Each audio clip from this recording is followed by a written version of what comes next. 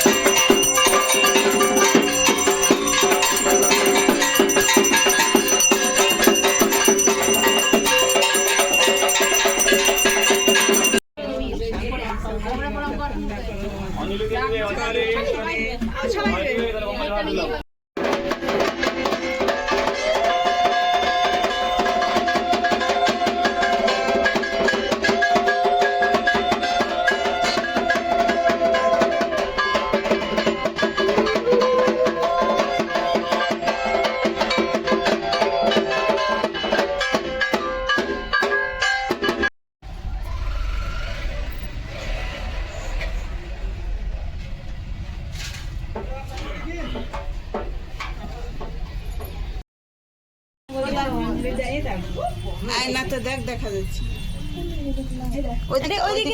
ওইদিকে করে তাকা, এদিক হয়ে ওইদিকে আমি এখান থেকে দেখতে পাচ্ছি। হ্যাঁ বুঝিস, আমি দেখবো। দেখো দেখো সবাই দেখো, দেখতে। খই দই পুজো পুরোপুরি আমাদের আজ শেষ হয়ে গিয়েছে। আজ জানেন তো, ঠাকুরের কাছে অঞ্জলি দেওয়ার জন্য সবাই ছিলাম। আজকে সবাই উপোস ছিল, ছেলে মেয়ে মনাই সবাই উপোস ছিল। ওদিকে পুজো দিয়ে এবার এসেছি উপরে সব প্রসাদ নিয়ে। এখানে প্রসাদ নিয়ে সব প্রসাদ দেওয়া হবে খেতে। এই খই দইগুলো মাখার জন্য গামলাটা ছোট হয়ে গিয়েছে, তা নিচে বড় গামলাটা আছে, তা কেউ আর আলিশি করে আনতে গেল না। এই গামলাতেই দুবারে মাখা হবে।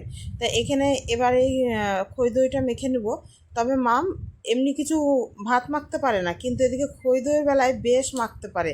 খই দই চাল মাখা এগুলো দেখছি এই বছর ওই মাখছে, এবছর আর আমাকে মাখতে হচ্ছে না। আর সবাই খই দই খেতে বেশ ভালোবাসে, তবে মাম কিন্তু কিছু দইয়ের জিনিস মুখে দেয় না, ও খাবে না। তাই এখানে সবাই বসে আছে, জলখাবার কেউই খায়নি, সবাই তো অঞ্জলি দিয়েছে। এবার সবাই এখানে বসবে জলখাবার দিতে, মানে প্রসাদের সাথে একবারে সব জলখাবার খেয়ে নেবে।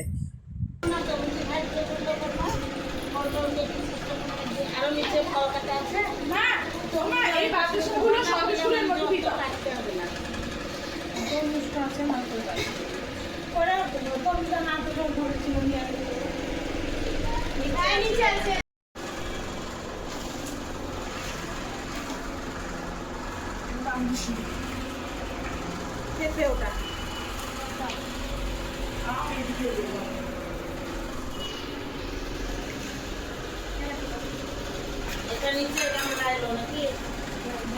হ্যাঁ ওটা দিয়ে দাও, ওটা দিয়ে দাও। হ্যাঁ এখন যা ফলগুলো দিস তো।